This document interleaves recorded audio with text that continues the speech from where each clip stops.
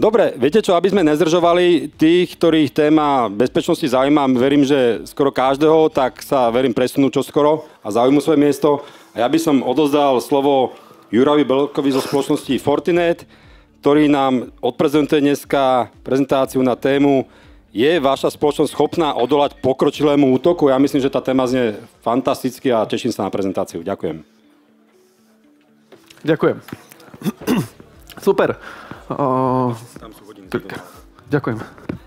Takže téma je vaša spoločnosť schopná odolať pokročilému útoku. Čo to vlastne znamená? Ale najprv všetci mi hovoria, že nedávaj druhý slide. Som počul takú radu seba. Není to dobré.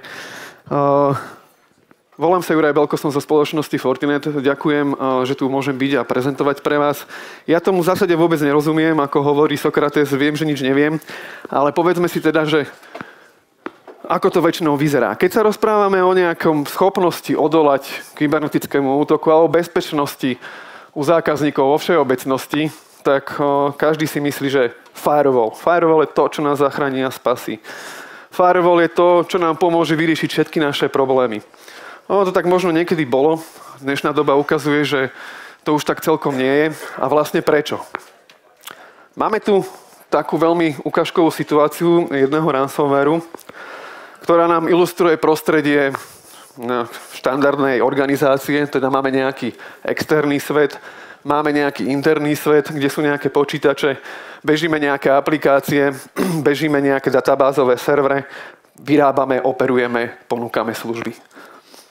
V prípade tejto ukážky je dôležité si všimnúť, že tu je ten firewall. Ten útok v zásade začína tým, že sa buď nejako získajú kredence, či už nejakým útokom, trebárs nejakým phishingom, a teraz pozor, to je nejak maily, hovoríme o nich, alebo sa kompromituje nejaká tretia strana, čiže nikto z našej organizácie, ale niekto, komu sme zverili a delegovali privilégia na to, aby mohol pristupovať do našej organizácie. No a štandardne proces je potom jednoduchý. Väčšinou sa infikuje nejaký počítač na začiatku a teraz podotýkam, toto je tá jediná čiara, kedy vidíte prechádzať tú komunikáciu cez ten firewall. Sa doručí nejaké semienko dovnútra. V rámci toho sa teda potom hneď následne, čo chcú útočníci robiť, je ideálne, alebo v tomto prípade sa targetoval Active Directory server, eskalovali sa privilégia a pomocou Active Directory serveru sa potom pomocou policy rozdistribuoval malware aj na ďalšie stanice. Tu nám do toho už celkom začína zasahovať trocha väčší problém, pretože okrem toho, že síce možno nejaký človek zo salesu na to dovnútra doniesol a nevedel a niečo sa tam dialo, tak už v tomto prípade sú aj kompromitované počítače s lepším a väčším prístupom, ako napríklad pracovné stanice nejakých R&D, ktoré zväčša majú prístup k serverom, aplikačným serverom. No a nastáva tu to, že útočníci potom si pekne mapujú, že čo sa tam deje, kontaktujú svoj kontrolný server, ktorým znova pošle inštrukcie, že ako pokračovať ďalej, čo sú targety v tejto sieti, doťahá sa ďalšie lešenie, ďalší toolkit potrebný na útočenie a robenie všetkých tých vecí, ktoré by tam útočníci chceli robiť. Všimnite si, že tie paličky komunikujú smerom do internetu a veľmi dôležité je, že neprechádzajú vašim firewallom, čiže túto komunikáciu vôbec nevidíte. Dochádza tak k niečomu, čo zase opäť nevidíte, pokiaľ nemáte nejaké ďalšie možnosti k laterálnemu pohybu útočníkov. Vyextrahujú si dáta z aplikačných serverov, z vašich databáz a pomaličky potajomky komunikujú a extrahujú ich do internetu. A keď ich majú, všimnite si opäť, ja to zdôrazním, tie paličky, čo komunikujú do internetu, neprechádzajú cez ten firewall, ale keď ich majú, tak vaše dáta zašifrujú a potom je to samozrejme iný príbeh. Výborne. No a tu sa nám črtá taká otázka, že dobre, no, tak sme si teda pozreli a videli sme, všetci asi poznáte situáciu na Bajkalskej a už si myslíte, že ten jeden policajt vyrieši celú tú zápchu?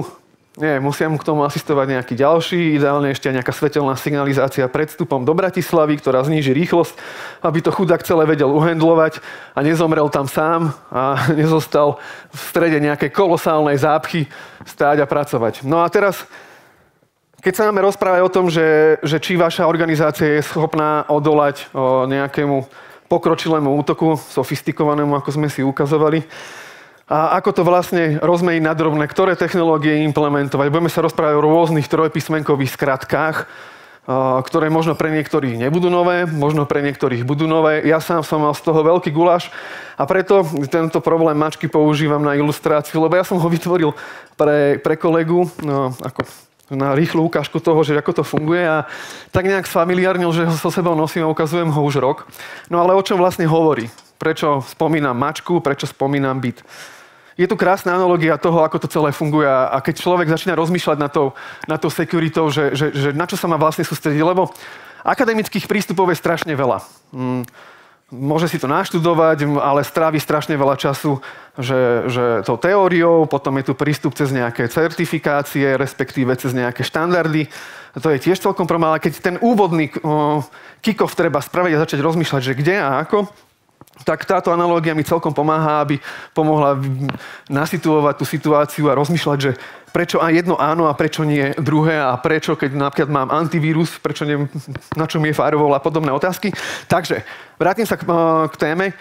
My ako ľudia, teda takto, ja ako človek mám svoj byt. To je tá moja chránené územie, kde si zamykam všetky tie svoje cennosti.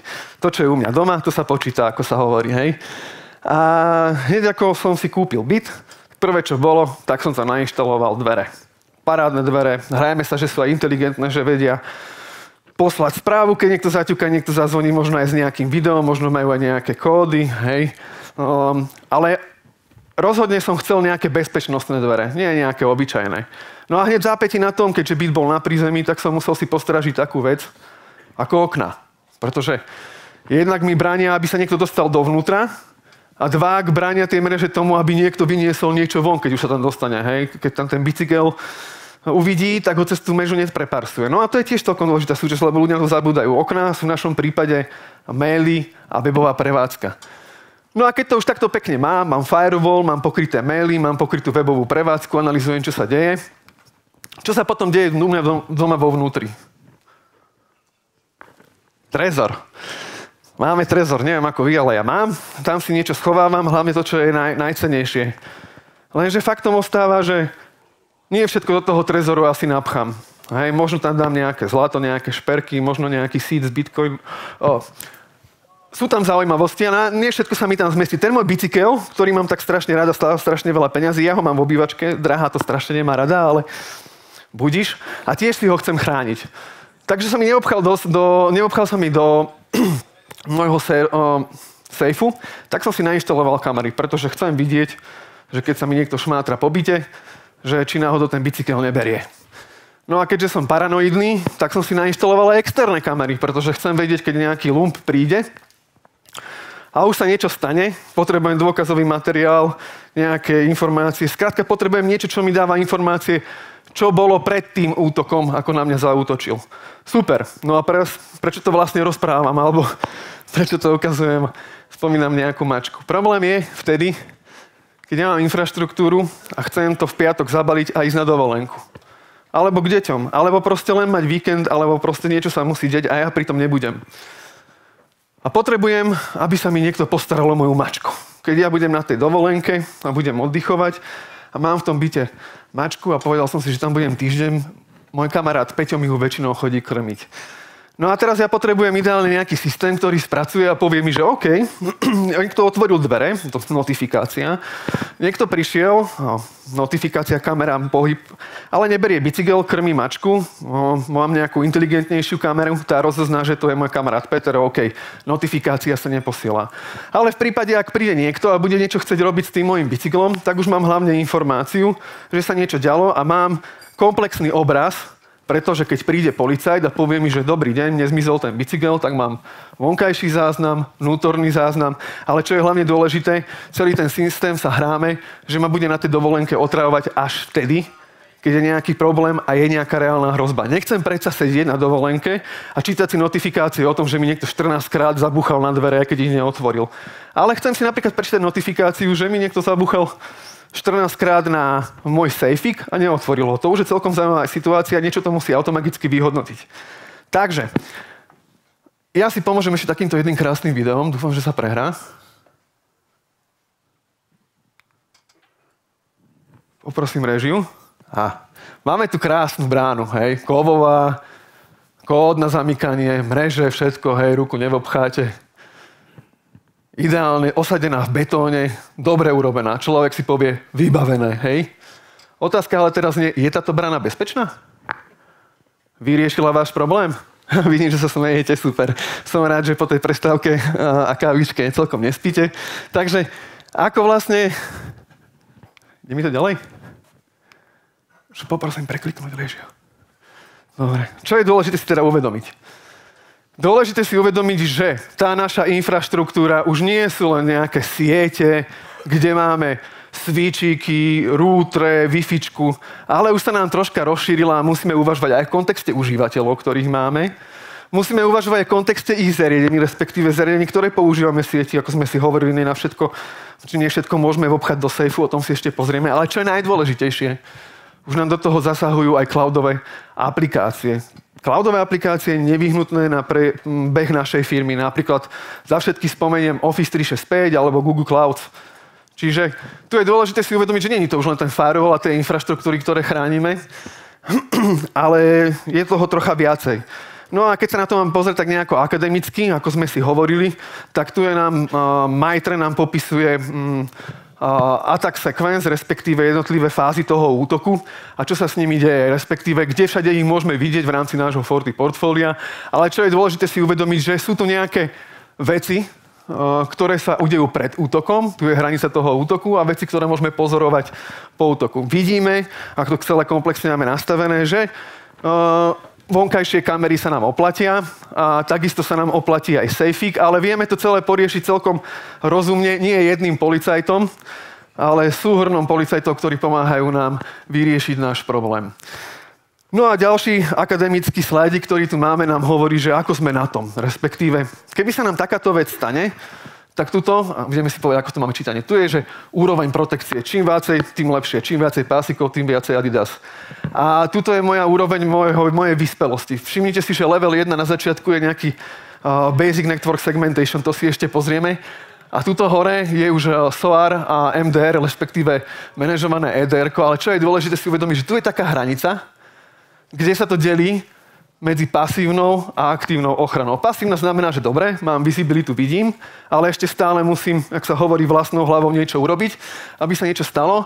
A tuto je tá hranica, kedy sa veci dejú automaticky. Prečo je to dôležité, povieme si.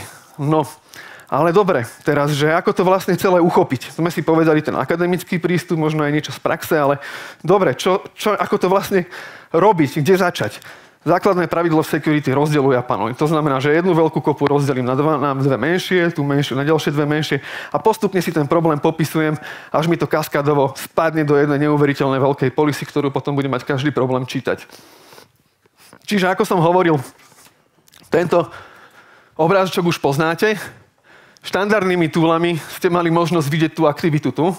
Ako ste mali možnosť vidieť, veľmi dlho som rozprával o veciach, ktoré sa diali tu, ale veľmi krátko o veciach, ktoré ste mohli vidieť tu. A potom tými pokročilejšími nástrojami môžete popísať a vlastne pokryť túto časť, o ktorej som veľmi veľa hovoril a veľmi veľa sa tam dialo a vlastne ako na to. Fundamentálne, keď mám rozmýšľať o nejakej security a teraz, že začať, tak musím si hlavne poznať svojich užívateľov, poznať ich aplikácie, poznať si svoju sieť a svoje devicey a potom do každej tej komunikácie vsunúť nejakého policajta, prostredníka, ktorý mi bude prepierať ten trafik a vyhodnocovať policy. Môžeš, nemôžeš. Čiže mal by byť nejaký firewall v úvodzovkách alebo niečo medzi hostami samotnými, medzi switchmi, medzi celou mojou infraštruktúrou, aj medzi aplikáciami, medzi databázami, ale na čo netreba zabúdať, je, že už mi do toho vpadajú aj cloudové služby, ktoré komunikujem v rámci služby. Či už je to privátny cloud, alebo je to nejaký public cloud. Už to tam je, už je tam VMware, už tam máme OneDrive, už tam máme Office 365 a treba to do toho komplexného obrazu uvažovať aj s týmito aplikáciami ako s potenciálnou hrozbou, aj keď sa to možno tak nezdá a ukážeme si, že prečo. Takže základný princíp tej budovania našej security, keď si ideme teda tú našu infraštruktúru ochrániť pred takýmto pokročilým kódom, je teda, sme si povedali, že musíme si robiť nejakú border security. To znamená, že oddeliť si nejaký outsideový svet s nejakým insideovým. To už asi pravdepodobne máte, všetci máte nejaký internet, pripojenie, nejaké firewally, kde to manažujete a potom máte nejakú sieť. Čo sa potom v tej sieti deje? Pomocou tohto prístupu už nejakú veľkú vizibilitu do toho nemáte. Nemáte možnosť do toho ani zasiahnuť. Ukázali sme si rizika, takže hneď ďalší step, ktorý tam bol, redukujeme kopu na dve menšie, urobíme si nejaký interný firewalling, to je naznačený týmito ISF, čiže máme border firewally, vnútorné firewally, rozsegmentujeme tú sieť a opäť uzatvoríme nejaké menšie segmenty a vyriešime hrozbu nejakého laterálneho pohybu medzi zónami, ale opäť otázka, je to dostatočné? No, ako prax ukazuje, celkom nie, lebo pretože existujú aj, ako sme hovorili, aplikácie, ktorým verím, ktoré sú cloudové a ktoré aj napriek tomu, že takto krásne tú infraštruktúru vyskladám a zamknem si tie jednotlivé chlieviky do svojich problémov, majú možnosť komunikovať do internetu.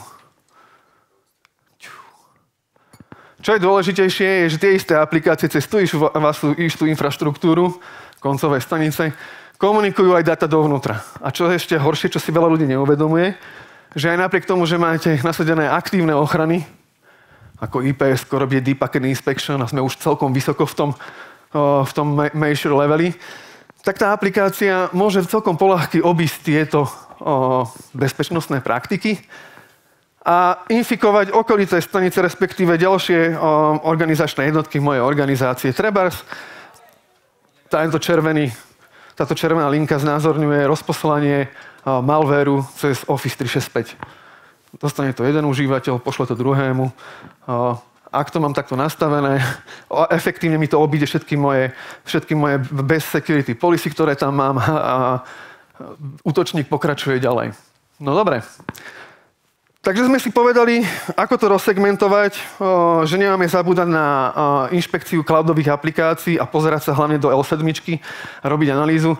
Fundamentálne by som mal prísť tomu, že by som si mal teda identifikovať device. Nebojte sa, tento slide budete mať v prezentáciách, nebudem vás tým zaťažovať. Mal by som si ich oklasifikovať, mal by som vedieť, že o aké zariadenie sa týka, či je to nejaký headless, je to mobil, alebo je to normálna pracovná stanica, alebo je to server. A na základe toho by mali vypadnúť nejaké policy, a z toho odporúčania samozrejme v rámci segmentácií, do ktorej volánky to umiestniť a do akého firewallu to loknúť.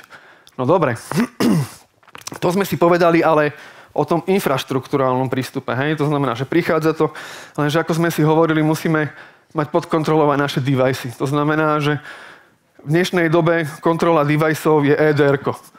A čo je to EDR-ko? Hej, už sme si tu hovorili. EDR lomeno XDR. EDR znamená Endpoint Detection and Response. To R-ko je tam dôležité, pretože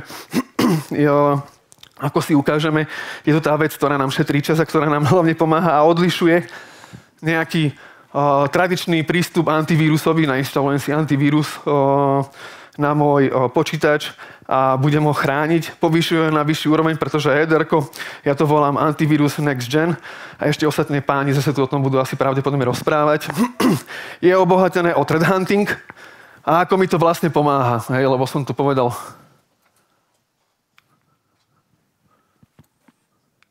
Dobre. Naspäť. Tak, ako mi to vlastne pomáha? Ako som hovoril, potrebujem dostať vizibilitu z tej siete. Jedna vec je dostať vizibilitu z tých logov, z tých firewallov a zariadení. Druhá vec je, potrebujem mať vizibilitu z tých úvodzovkách koncových staníc, aj keď nie sú to len koncové stanice, inštalujeme sa to aj na servery, samozrejme aj do cloudu a priamo aj na virtuálne mašiny, ako VMware a podobne. A dôležité je, že mám vizibilitu z pohľadu toho koncového bodu, lebo ak sa vám stane nejaký bezpečnostný incident, hej, že už vás niekto zašifroval, nikomu to neprajem, alebo niečo, a zavoláte si firmu, ktorá príde robiť, nazvem to forestnú analýzu alebo vyšetrovanie, veľmi z jednoduchosti, prvé, čo spravia, je, že inštalujú EDR klienty do všetkých pracovných staníc serverov. Prečo? Aby získali totálnu vizibilitu nad tým, čo sa tam deje z pohľadu tej aplikácie. Aby dostali pod kontrolu celý ten proces aj z pohľadu toho zamýšľaného útočníka, ktorý sa nám tam snaží niečo robiť. Ideálne Ešte keď si povieme o nejakých trojpísmenkových skratkách, takže XDR, to je Extended EDR. V našom prípade Extended EDR ešte si ukážeme, ale ideálne, keď je EDR-ko integrované s XDR-kom dokopy, aby sa obohacoval ten kontext o ďalšie informácie z mojej infraštruktúry. A takto som získal visibilitu hlavne nad tým, ak už sa niečo v tej sieti deje, ako sme si ukazovali v tej časti toho ransomwareového útoku, je tam nejaký laterálny pohyb, som schopný to zachytiť. Ale čo je hlavne dôležité, EDR-ko, tým, že má to R-ko na konci, dokáže automaticky reagovať na niektoré eventy. Napríklad začne sa šifrovať disk, proces sa zakiluje, stanice sa izoluje, trebárs sa doplní IPčka komunikačného centra do firewallu a hlavne sa urobí report a celé sa to udeje počas toho, ako som ja v sobotu s deťmi niekde na kolotočoch. No a ako som hovoril, nadstavba toho EDR-ka, keď už teda uvažujeme, že teda viacej chceme do toho a chceme to automatizovať, je XDR-ko, tedy vlastne nejde o nič iné, len EDR-ko není ako samotné silo, ale zrazu sa prepojí a doťahuje si informácie zo switchov, z FortiGateu, z FortiMailu hlavne, aj keď teda z mailovej brány, aby som bol všeobecný, pretože napríklad dokáže zareagovať na to, že ak nastal nejaký phishing, ktorý väčšinou ide cez nejaký mailový gateway, túto informáciu dokážem spracovať, analyzovať, vyhodnotiť a hlavne potom túto nejaké AI alebo pokročilý štatistický model dokáže na to automagicky hneď reagovať a treba zremediovať danú situáciu. A remediovať situáciu treba tak, že už dá, ako som hovoril, že automaticky dá klienta do nejakej karantény, ale treba napríklad odpojí ho na NAKu, vyrobí alert na CME, alebo treba zašteboci to do SOARu, kde už je pripravený playbook na túto situáciu a stane sa s tým niečo, čo som pravdepodobne chcel.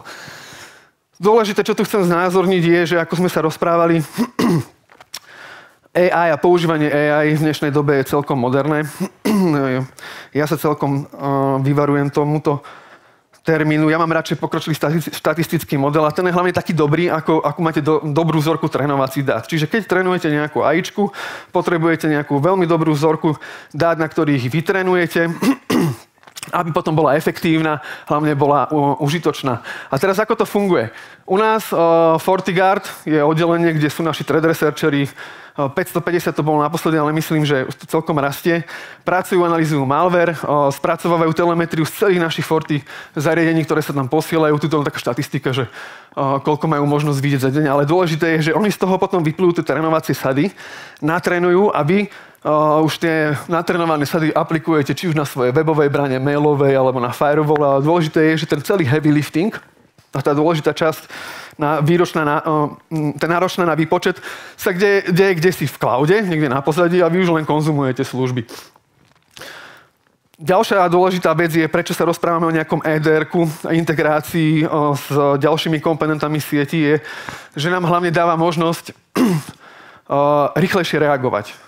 Reagovať buď automaticky, alebo nejako. Tuto je nejaké porovnanie časov, ako štandardne to prebieha, je tu nejaký security proces, ktorý má možno nejaký monitoring, nejakú detekciu, potom validovanie a ideálne na konci je nejaké remediovanie tých krokov. Štandardne ako to trvá, respektíve o čo sa vlastne celé EDR snaží, je skrátiť tento čas na minimum. Hlavne ideálne, aby sa to celé dialo bez vás. My, keď sme v prvej generácii začali s našim EDR-kom, tak sme sa strašne tešili z toho, že sme mali nejakú detekciu a enrichment do nejakých 120 minút, za 10 minút sme to vedeli vybaviť, ale cieľ hry je, aby sa toto celé ideálne automatizovalo a rozdelilo sa to do nejakých sekcií pre nejakého SOC pracovníka a ideálne, aby sa kopec vecí, ako napríklad doťahanie si nejakého kontextu, informácií o endpointe, urobili automaticky na pozadí, aby keď človek už príde, tak išiel rovno na hotové a mal možnosť efektívne a rýchlo reagovať. Ďalšia zo strojpísmenkových skratiek, ktorou vás budem zaťažovať dneska, je NDR-ko. Ako som hovoril, teraz sme si hovorili o tých našich dverách v tom bytíku, povedali sme si o tých oknách, povedali sme si o tom našom sejfe, to je na to naše EDR-ko, super, to je všetko tomu, čo najviac verím, mám to tam zabetonované, ale sú aplikácie, respektíve sú sú miesta, kde ja nemôžem napríklad prísť a nainštalovať toho klienta na niečo, lebo ako napríklad včera mi niekto dal veľmi dobrý hint, je to inteligentná telka. Na ňu si nenainštalujem antivírus ani EDR-ko a preto, ako ten môj bicykel, potrebujem mať niečo, čo sa pozerá na tie veci okolo a keď sa niekto priblíži k tomu bicyklu a zoberie ho a ide ho odniesť preč, tak viem, že je problém a mal by som nejako reagovať. No a to je to naše NDR-ko. To je Network Detection a Response.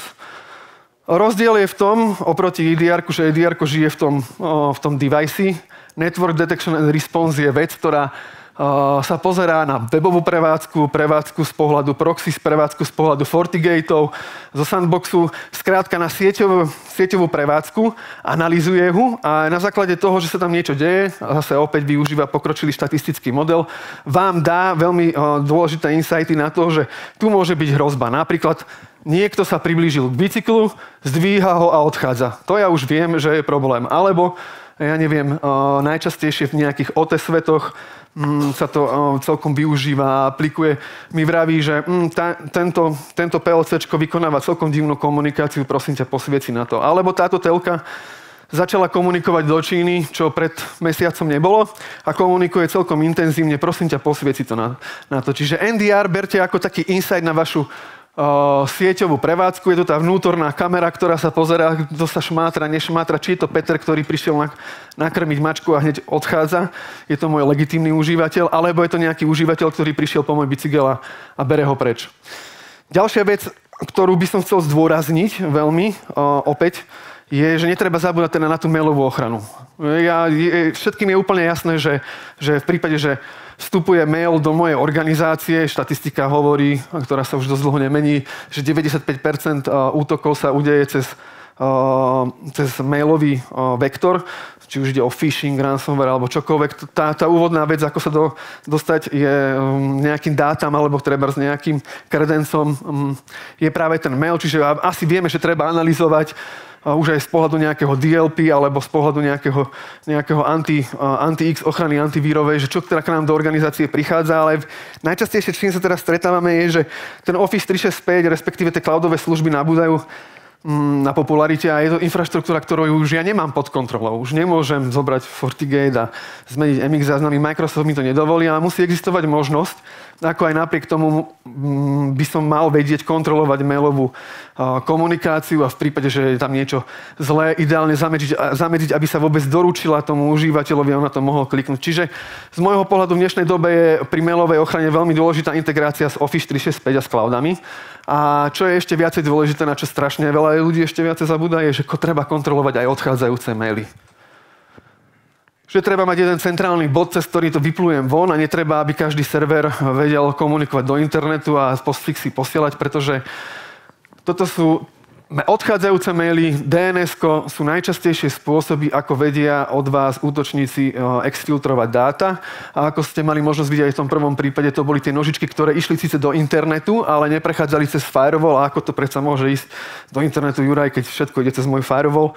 No je to presne ten kanál, ktorý vy na tom firewall nemáte šancu odpozorovať. Pre neho je to nejaké TCP spojenie a z vašej firmy odchádzajú dáta cez DNS-ko a cez maily. Čiže odchádzajúce maily ma zaujímajú, chcem ich rutovať a čo je dôležité, ak používam cloudové služby, aj tie chcem prehnať cez môj prietokový ohrievač a pozrieť sa na to, čo sa tam deje, pretože najčastejšie to je veľmi rýchly spôsob, ako si zistíte, že sa tam niečo zlé stalo.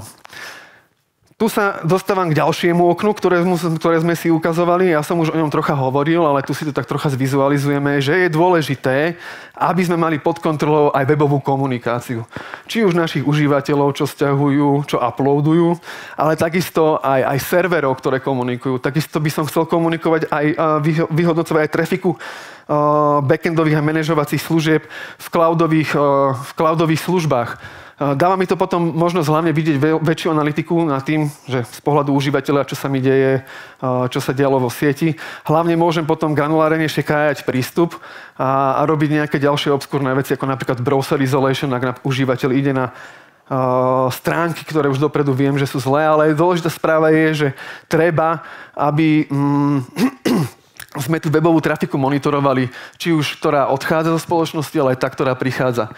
No a tu sa už potom dostávame k ďalšiemu problému a to je ten problém, že Povedali sme si, ako vyriešime našu infraštruktúru, povedali sme si, ako vyriešime klientov, endpointy, servery, povedali sme si naše kamery, no ale teraz čo ak ja ešte ponúkam službu, respektíve mám nejaké webové stránky, mám nejaké aplikácie, ktoré konzumujú moji zákazníci a ako sme si ukazovali na začiatku v tom prípade toho ransomwareu, jedna z tých hlavných troch možností, ako sa dostať do firmy, bola aj skrz kompromitovanie, voláme to teraz pre zjednodušenie webovej aplikácie. No a ako vytvoriť alebo rozmýšľať pri vytvorení toho, ja to volám, že webového sandviču, aby to bolo efektívne z pohľadu security a vedel som veľmi rýchlo a poľahky vyhodnotiť, či je to legitímny užívateľ alebo nejaký záškodník, ktorý teraz ide niečo robiť a nerad by som bol, aby sa mu to podarilo. Takže hneď prvý krok, ktorý v tom uvažovaní, a ja volám to webový aplikačný sandwich, security sandwich, je DDoS ochrana. Asi nemusím sa nejako túto viacej rozvíjať. Skrátka chceme mať DDoS ochranu, to znamená, že keď na mňa príde veľká voda, aby ma nezabila, ale ten dôležitý prúdik, ktorý tam je, že legitímna prevádzka ku mne prišla a ja som mu spracoval a užívateľa obslúžil.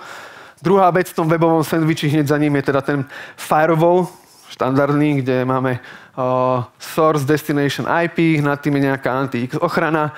Ďalšia vec, ktorá by tam mala byť, je web aplikačný firewall, o tom si ešte niečo povieme. S možnosťou trebárs integrácie aj na Sandbox, trebárs ak nejaká pani účtovníčka pracuje s nejakými PDF-kami, ktoré môžu byť zdrojom infekcie, alebo je to trebárs poisťovňa, ktorej uploadujete nejaké PDF-ka v rámci nejakého poistného plnenia. Chcete si tieto dáta niekde detonovať sandboxe a informáciu, respektíve ak sa niečo udeje, ideálne zapracovať v mojom WAF-ku a na základe toho reagovať. No a potom samozrejme balancer, ktorý to rozhodí na príslušný server, ktorý obslúži vašu požiadavku a zaručí, aby klient, respektíve človek, ktorý niečo dovnútra firmy poslal, vždycky dostal odpoveď. Takže takto by to malo vyzerať nejak z pohľadu takého akademického, že ako vytvoriť nejakú bezpečnú aplikáciu. No a teraz, keď už tie aplikácie mám, hej, to bola jedna vec, že toto bola runtime protection, ako keď si nainštalujeme ten antivírus, ale teraz ako to robiť bežne a dobre. Ten vývojový cyklus tých aplikácií, neviem ako to je u vás, ale už sa tak nejako stabilizoval, že to je CI/CD, to znamená, že kontinuálny development, kontinuálny deployment. Najčastejšie, ale aby ste si to vedeli predstaviť tí, čo sa s týmto pojmom ešte nestretli. Facebook je taký pekný príklad toho, že takedy, keď prišla nová verzia nejakého softvéru, tak ste vedeli, že to je verzia 98 Windows, potom Windows 2000 a bolo to iné. Ale dneska už tie verzie a ten development prebieha trocha ináč, prebieha agilne a vo Facebooku napríklad, keď vyjde nová verzia, vy neviete. Stále je to tá istá stránka, stále to tak isto vyzerá, ale v podstate sa tá aplikácia rozširuje, pribúdajú nové funkcionality, môžete posielať smajliky, pridávať tváre, neviem čo. Toto všetko sa deje v rámci toho, že prebieha nejaký kontinuálny development, no a v nejakom bode, ešte predtým, ako tú aplikáciu idem nasadiť, ideálne by som mal byť schopný ten zdrojový kód ideálne automatizovane, lebo celý čas sa rozprávame o automatizovaných procesoch, respektíve chceme sa dostať tomu zlatému grálu, že veci sa dejú automagicky, respektíve sa tá koška na tie moje mokasiny predtým, ako s ním začnem pracovať, trocha predžuje a robí sa mi to lepšie. Čiže urobím statickú analýzu kódu, dynamickú analýzu kódu, analýzu kontajnerov, ak je to nejaký predpisová aplikácia, ale prípadne možno, že nejaký predpis na infrastructure, že kód, to znamená, že keď idem niečo deployovať predtým, ako sa deployne, lebo to tak väčšinou býva, že developer niečo napíše, rovno si napíše aj ako má vyzerať infraštruktúra, deployne to, moderne sa to volá, že full stack developer a on to pušne a ja nad tým nemám kontrolu, tu do toho vstúpim, urobím nad tým automatickú kontrolu v nejakom bode a skôr ako sa to vybuilduje, to skontrolujem, následne vybuildujem, dám na testovacie prostredie a ide ďalšia vec. Ide dynamická kontrola, to znamená, že príde niekto na tú aplikáciu, sa prihlási a ide robiť. Je to taký pentest light, by som povedal. Má to len za účel, nie len, ale má to preveriť hlavne povahu tej frontendovej aplikácie a najznámejšie problémy, ktoré z nich vznikajú. A toto všetko sa deje ešte predtým, ako to ja publishnem. A keď to publishnem, samozrejme, zverejním svoju aplikáciu, chcel by som mať nad tým WAF. Web Application Firewall. Čo to znamená? niečo, čo mi stráži z pohľadu bezpečnosti komunikáciu od užívateľa smerom na moje servery a zo serverov samozrejme smerom k užívateľovi a kontroluje, či tam náhodou nie je niečo, čo by tam nemalo byť, respektíve či sa tam nedieje niečo, čo by mi mohlo škodiť. Veľmi zjednodušene a v prípade, že tam nejaká chyba je napríklad a ešte už developer nestihol odstrániť, tak veľmi populárne je robenie niečo, čomu sa hovorí virtual patching. To znamená, že ak sa nejaký zjednoduším to na úroveň SQL injection. Niekto objaví SQL injection v mojej webovej aplikácii. Ak niekto sa takýto user request pokusí urobiť, ja som schopný ho zablokovať a neumožniť mu robiť takýto user request. A čo je dôležité ešte, na čo veľa ľudí zabúda potom pri týchto webových aplikáciách, je potreba kontrolovať cez dynamický scanning presne ako tu v tom testovacom prostredí, ale aj to produkčné. Aj s tým našim WAFom, aby som mal teda visibilitu. Dobre, to sme si teda povedali úplne komplexný sumár o tom, že zabezpečili sme nejakú infraštruktúru, aby sa nám tam veci nediali, keď sa nepríde nejaký ransomware veľmi dlho, aby sme vedeli veľmi rýchlo detekovať. Zabezpečili sme si tie endpointy, povedali sme si o mailoch, povedali sme si o proxy, povedali sme si o webových aplikáciách. No a teraz čo s tým? To je halda informácií, ktoré zvyčajne strieľam na jednu kopu. Tie logy nejako by som potreboval vyhodnocovať. No ale ja to robiť nebudem. Prečo? Nemám na to čas, je toho strašne veľa. Čiže je dôležité, aby ste mali nástroj, analýzer, ktorý vám tie logy vyhodnotí, urobí vám z nich reporty. Prvý level, ako si pamätáte v tom maturity grafe, je tie dáta zhromažďovať. Druhý level je potom nejaký SIEM, to nazvem. To znamená, že incident management, robiť korelácie, na základe toho byť schopný reagovať. Top grál je SOAR, to znamená, že mám urobené playbooky, ak sa niečo SIEM vyskytne, playbook sa mi postará o to, ale čo je dôležité, playbook sa mi postará o ten problém a automatizovane urobí veci na pozadí bez toho, aby som ja do toho interaktívne mohol zasahovať.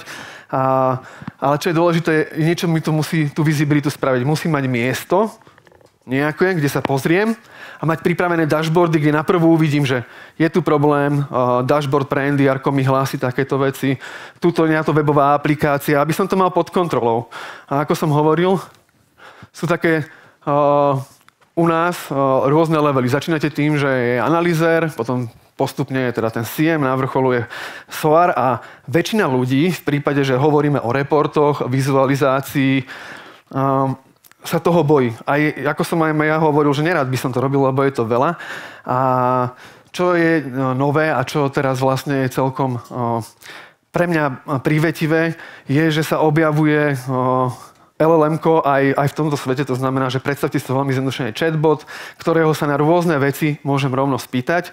Jednak chatbot je schopný mi odpovedať na problémy, ktoré vidím, aj keď tomu veľmi nerozumiem. Dvak je schopný si sám automaticky doťahať informácie z mojej infraštruktúry a povedať mi, ja mu napíšem, povedz mi top 20 zraniteľných staníc, alebo ktoré majú najviac problémy, on sa pripojí do SIEMu, SOARu, respektíve doťahá si dáta a napíše mi ten report, alebo mi je schopný povedať, že ja neviem, dám mu hostname a povedz mi o ňom report a on je schopný si doťahať, kto tam bol kedy prihlásený, akú to malo IPčku a rôzne časy, alebo urobiť aj obyčajný report základný, keď ja tomu absolútne nerozumiem a nastal prúser a potrebujem niekomu odozdať ďalšie noty fundovanému a ten fundovaný samozrejme potrebuje nejaký fundovaný základ, takže aby som to nemusel robiť vlastnou hlavou, tak poviem AIčku, ktoré mi to celé predžuje a pripraví a vytvorí mi výsledok.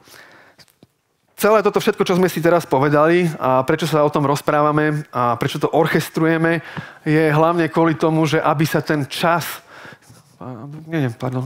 aby sa ten čas poď naspäť, skrátil. Sú také štatistiky, ktoré hovoria, že až 170 dní trvá, kým zistíte, že máte problém u vás v infraštruktúre. Ak to urobíte tak, ako sme si ukazovali, celý ten problém mačky s bytíkom, tak sa dostanete niekde možno na úroveň 21 dní. A ak to celé zautomatizujete, to znamená, že všetky tie RK na konci, tak sa dostávate na reakčný čas, toto tak optimisticky, že pod 1 hodinu. Ale skrátka ide o to, že veci sa dejú, aj keď vy pri tom nie ste. Kopec vecí sa môže vyriešiť a musí riešiť hneď v zápätí, ako sa detekuje nejaká hrozba alebo nejaký problém.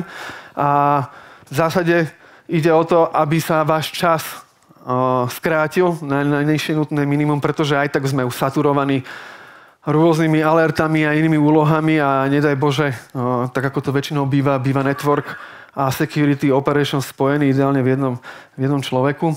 Tak a ja tuto na záver mám už len proste, ako to vyzerá napríklad vo FortiSOARe, že keď nastane nejaký alert, a ja tomu vôbec nerozumiem, príde som, že tu mám nejaký alert, niečo si rozkliknem. Tuto mám takú malú ikonku, však to už poznáte, ako vo väčšine stránok, veľmi moderné a populárne a som schopný mu povedať, že ahoj, a nie tu vidieť celkom dobre tie screenshoty, že ahoj, povedz mi o tomto probléme, vygeneruj mi report, myslím, že tam je...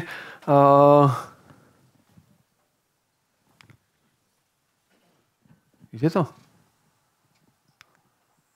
Dobre, vygeneruj mi report, on vám dá takéto malinké okienko, kde vám už rovno interaktívne, vy okrem toho samozrejme, dôležité, vy ho to neovládate tak, že píšete text, škoda, že som nemohol ukázať video, ale máte tu krásnu možnosť, že tam je taký mikrofónik a vy mu poviete, vygeneruj mi report, prosím ťa pre tento alert, koniec, a on to spraví, zoberie váš text, rozumie aj slovenčine, odpovedá v angličtine, smola, ale časom sa možno zmení, ale tak to teraz je. Skúšal som veľmi dobre rozumieť slovenčine, ale čo je dôležité, že máme tam už predpripravené veci a keď ja tomu fakt nerozumiem a som lobotom, tak len proste klikám, povedz mi nejaké MyTrain Insights, aby som to vedel dať ďalším ľuďom na správu. Ďakujem za upozornenie, telefón. A skrátka, LLM-ko a umelá inteligencia je tu už aj dnes. Pomáha nám všetky efektívne odstrániť všetky tie veci, s ktorými má človek strach, respektíve ktoré pre neho predstavujú hrozbu nejakej mozgovej aktivity, na ktorú možno ani ja sám nemám, ale ideálne, čo vlastne kvôli čomu smerujem a do čoho by sme sa vlastne chceli dostať je, že na záver to zhrniem, že potrebujem mať pod kontrolou celú svoju sieť, potrebujem mať pod kontrolou svoje endpointy, ich užívateľov, chcem mať secure prístup, či už Wi-Fi, NAC, chcem mať pod kontrolou aplikácie, pod kontrolou cloudy a ideálne to celé automatizovať, aby sa to celé správalo samé a konvergovalo k tomu, čo chcem. A na záver, už len posledný slajd, už budem fakt rýchly. Moja rada, že aj napriek tým všetkým tým odporúčaniam a rôznym bezpečnostným produktom, ktoré tu zazneli, alebo boli prezentované, moja rada je, že fokusujte sa na užívateľa. Odtiaľ začínajte, pretože to je ten, čo drží ruku na spúšti.